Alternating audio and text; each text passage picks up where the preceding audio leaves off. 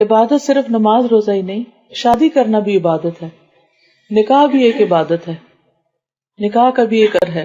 حضرت انس رضی اللہ تعالیٰ عنہ سے روایت ہے کہ نبی اکرم صلی اللہ علیہ وسلم کے چند صحابہ نے ازواج مطہرات سے نبی صلی اللہ علیہ وسلم کی خفیہ عبادت کے بارے میں پوچھا، گھر میں آپ کیسے ہوتے ہیں، کیا عبادت کرتے ہیں؟ تو انہوں نے روزانہ کی روٹین بتائی،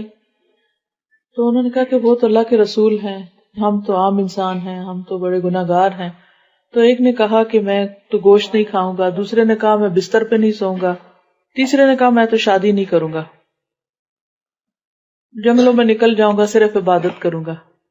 جب نبی صلی اللہ علیہ وسلم گھر واپس آئے تو حضرت عائشہ نے بتایا کہ اس طرح آپ کے کچھ صحابی آئے تھے اور انہوں نے آپ کی روٹین کا پوچھا، اور پھر جو اب انہیں بتایا گیا تو انہوں نے یہ باتیں کہی ہیں۔ تو آپ صلی اللہ علیہ وسلم نے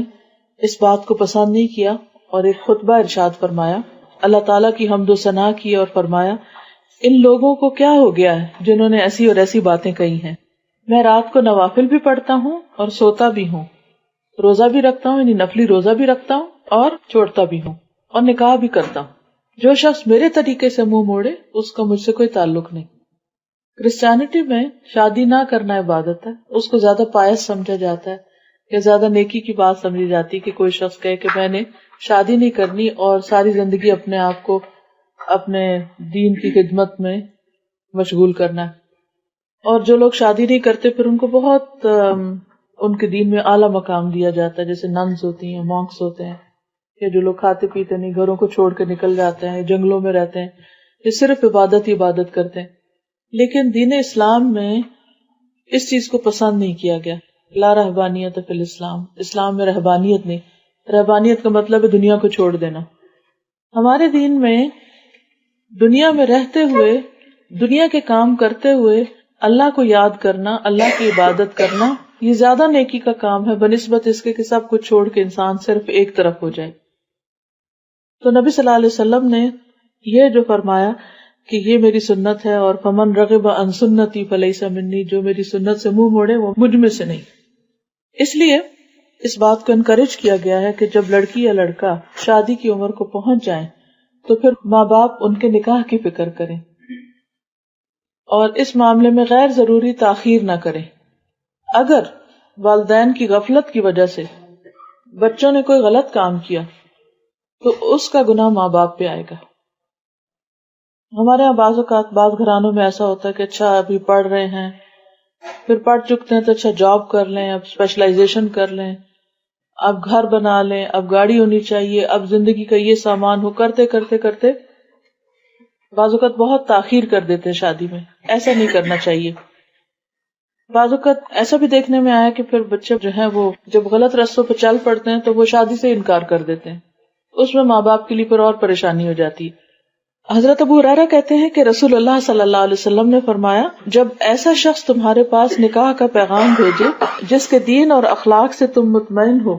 تو اس سے اپنی بیٹی کا نکاح کر دو، اگر ایسا نہیں کرو گے تو زمین میں فتنہ اور زبردست فساد پیدا ہوگا۔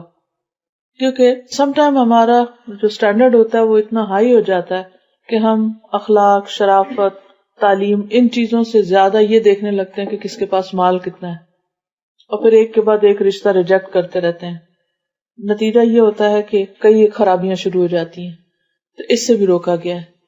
کرائیٹیریا بتا دیا گیا۔ ایک اور حدیث سے پتہ چلتا ہے، آپ صلی اللہ علیہ وسلم نے فرمایا کہ تنکح المرأۃ لاربع، عورت سے 4 چیزوں کی وجہ سے شادی کی جاتی ہے،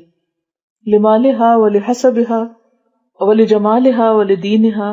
فاصبر بذات الدین تربت یداک۔ وہ 4 چیزیں کون سی؟ اس کا مال ہے، اس کا حسب نسب ہے کہ خاندان ہے،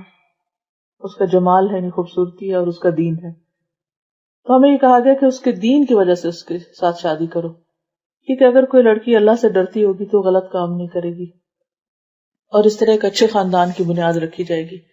لیکن اگر دین نہیں، صرف مال کو دیکھ کے کوئی شادی کرتا ہے یا کسی کے حسن کو دیکھ کے کوئی شادی کرتا ہے یا کوئی اور وجہ ہے، تو اس سے پھر بہت بگاڑ پیدا ہوتا ہے، اور آئندہ خاندان اور نسلیں جو ہیں اس میں فساد شروع ہو جاتا ہے۔ کیونکہ شادی جو ہے وہ صرف ایک وقتی ہنگامے کا نام نہیں، یا چند دن کے کوئی اچھے سے کپڑے اور سیر و تفریح کرنے کا نام نہیں، بلکہ یہ ایک بہت بڑی ذمہ داری ہے جو لڑکے اور لڑکی کے اوپر آتی ہے کہ انہوں نے ایک نیا گھر بنانا ہوتا ہے، اور گھر بنانے کے لیے بہت سی سیکریفائسز بھی کرنی پڑتی ہیں، صبر سے کام لینا پڑتا ہے، اور جو دونوں کی ذمہ داریاں ہیں ان کو جان کر ان کو نبھانے کا طریقہ بھی معلوم کرنا پڑتا ہے.